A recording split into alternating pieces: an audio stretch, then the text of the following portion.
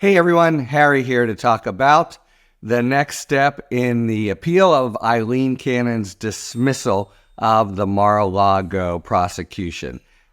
The headline here is it's on a very routine timeline, nothing expedited, and no real chance of any kind of decision, possibly an oral argument that gives some hints, but no real chance of any kind of decision before the election. Okay, so what's happened? The 11th Circuit has issued a briefing schedule that happens on appeal. And to review the bidding a little bit, Cannon dismisses the case July 15th. The United States moves with impressive expedition. The very next day, there's an approval by the Solicitor General to file the appeal. That usually takes longer. And the very next day after that, Jack Smith files the notice of appeal in the 11th Circuit. So July 15th is the dismissal. By July 17th, we already have the filing. Next thing that happens, though, in an appeal is the Court of Appeals issues the schedule, the briefing schedule. And that's what has happened, and it can vary according to who the panel is, a little bit what the schedule is, but the possibility of really expedited treatment, which we've seen in different cases, we've seen the Supreme Court do, is just not on the table. Okay, why not? Why are they not really going lickety-split to go as fast as they can to at least possibly get a decision reversing here? Well, first, it is, as I say, very remote.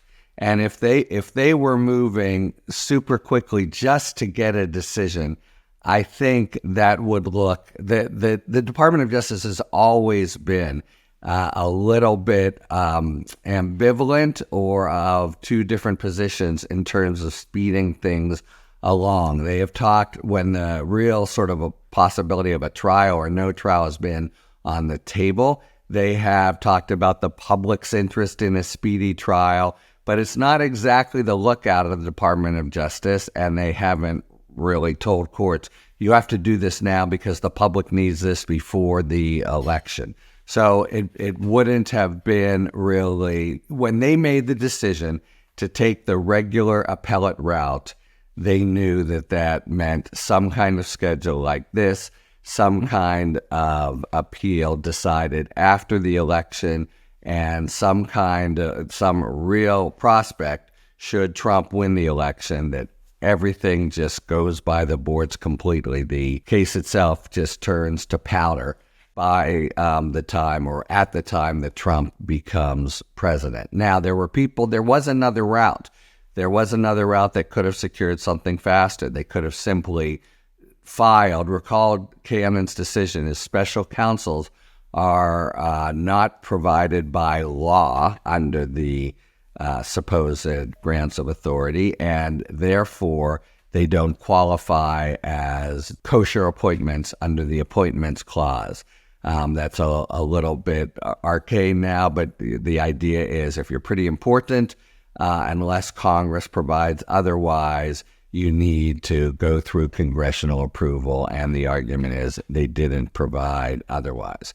Okay, what could they have done? They could have immediately just refiled the same indictment, but not have Jack Smith sign it. You just get an assistant U.S. attorney or the U.S. attorney to sign it. No problem there under Judge Cannon's ruling.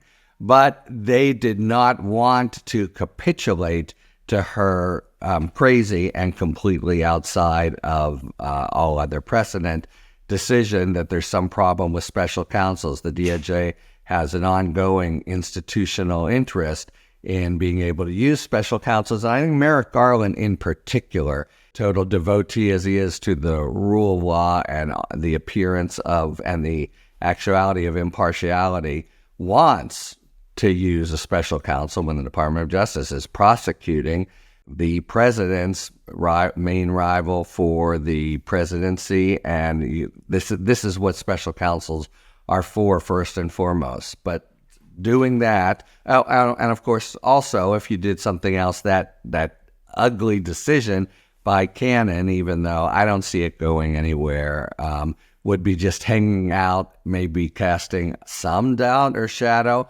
on special counsel work all over the country.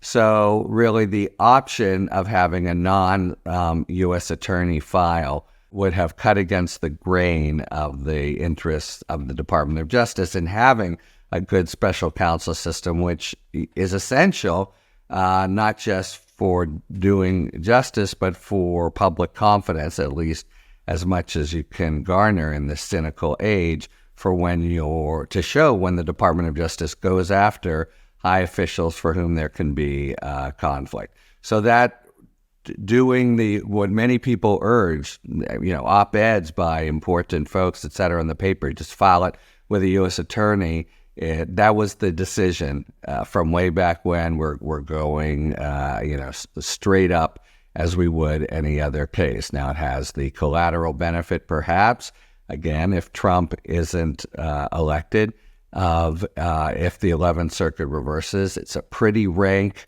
contrary to precedent ruling, so it could set up a pretty strong motion to recuse Judge Cannon.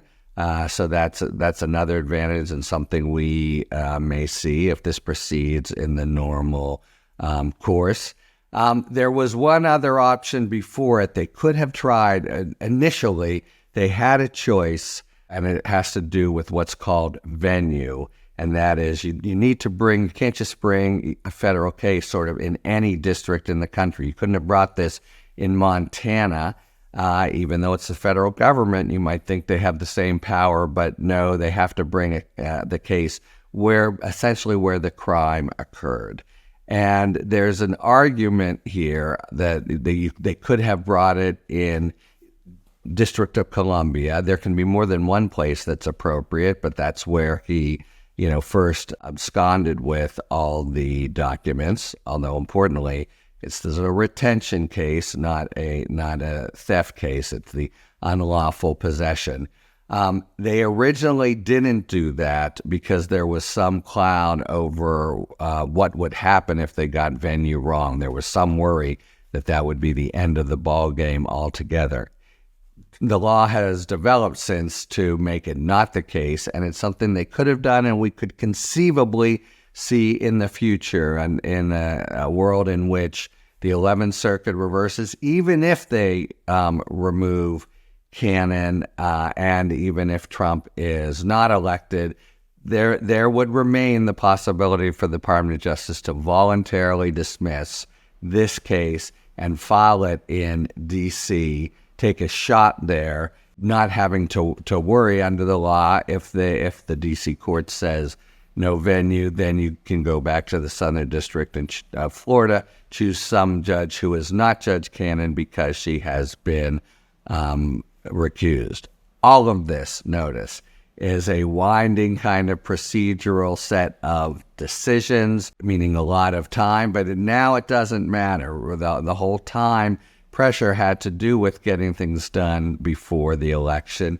Should Trump lose, these cases return to their regular kind of contours and timelines.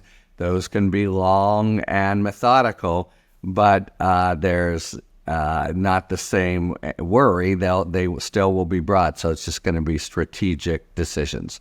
Okay, so to summarize, we have a timeline. It's one that provides for a bare possibility of an oral argument and probably no possibility of a decision on her dismissal. That's point one. Point two is what it shows the DOJ's concern for the institutional interest in having a special counsel and wanting to use. It's not like, oh, that's okay, we don't need it here. They do need it here for the appearance of impartiality. And then third, since everything would be after the election, it'll either be, if they win, and I think they will, either be completely blown to bits by President Trump, or it will proceed and now it's just 1 month more or one month less, and there is the strong possibility of no Eileen Cannon, and then some possibility, at least, for them to consider, should that point come, of refiling in D.C. But we're That's many months and a few good developments down the line. The main thing is to just understand we are where we knew we would be July 17th when they decided to appeal in the 11th Circuit rather than to do some other expedited thing. They're just one step in front of the other, vindicating the DOJ position on special counsel, the law that has been widely established for some time, and not racing after a possibly an unachievable goal anyway of getting this all out or having an appeal be finished before the election comes. So next thing we'll see is just end of next month, we'll see what Jack Smith's appeal looks like. I think it'll look very strong, and proceed from there, one foot in front of the other in the leisurely, methodical pace of a federal court of appeal review. Talk to you later. Thanks for tuning in. If you enjoyed this video and other Talking Feds content, please take a second to like and subscribe. Talk to you later.